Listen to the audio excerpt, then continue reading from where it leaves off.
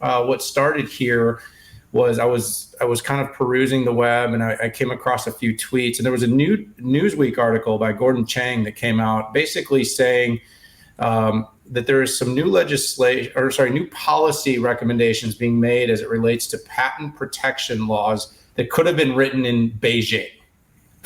That's what the actual headline of his article was. And so, I dug into this a little bit more, and I was kind of reading about it. And here's the long and the short. Right now, it's been kind of quiet with everything going on in Ukraine and with Elon Musk and other topics that'll come up here. But they're looking at changing the patent protection laws in such a way that effectively there would be no injunctive relief for companies when patent infringement was to take place. Now, there's a lot of fundamental and underpinnings of a patent discussion. There's SEPs, which are the standard essential patents for things like, for communication standards. And then there's non-SEPs, which are patents that companies create for innovation. They're not considered standard, but are, essential in that same way. But either way, the protection elements are really important. And so over the years, one of the only mechanisms that companies have really had to deal with patent infringement has been filing for injunctive relief and taking it to, the federal courts. Of course, one of the biggest infringers we have out there is China, that is able to take our US-based patents and kind of work around them, and oftentimes force companies that are trying to protect their IP to use the courts to try to create an injunction, to not allow products to be exported or shipped into other countries where this particular injunctive relief exists.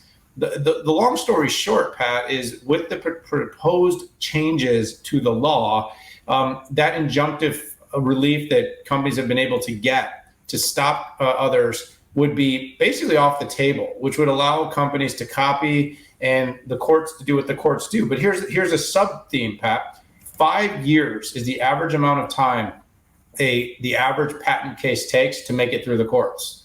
So if you don't agree, you're going to spend a better part of 5 years to try to get that situated. In my opinion, that doesn't work. We have a couple of big things at stake here. First thing we have at stake is U.S. innovation leadership. The second thing we have at stake is companies that are going to invest and spend money to develop next generation technologies. There's often a 5, 10, 15-year runway. So you could talk about 10 years of a development cycle and research cycle. And then if a company decides to just infringe on it and take their product to market with no protection from, the DOJ, from our policy leaders, it could take another 5+ years to fight it in court. And then you're hoping that you actually have a judge in the court that's going to be pro patent protection. So a lot of this comes back to trolls and saying that, trolls, companies create patents and trolls slow innovation. And at the underpinnings of all this, I think maybe there's some fundamental belief in the current administration that innovation is being stunted by patent trolls or by patent protection laws. But long story short, I think we need to keep our patent law strong. We need to keep innovators feeling that they can invest for decades in technology and that they will be rewarded in the long run because it is such a risky field. I'm going to net this out. So first off, we've gone through multiple cycles over 100 years with varying degrees of protection for inventors. And it goes, way back into patent law and stuff like that. The cycle we seem to be headed in is that the biggest tech gets protected. And by the way, that biggest tech doesn't do the research, ironically, to create the inventions. What they do is they take advantage of the inventions and they productize it, right? They're implementers.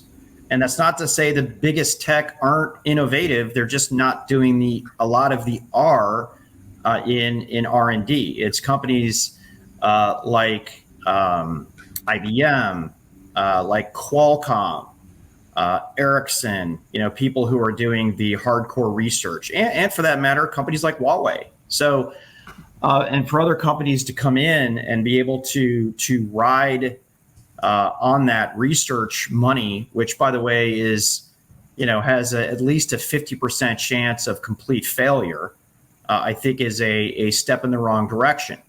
And if you gameplay this out, it's very, very simple, okay? That if you don't reward people, they're not going to do the work.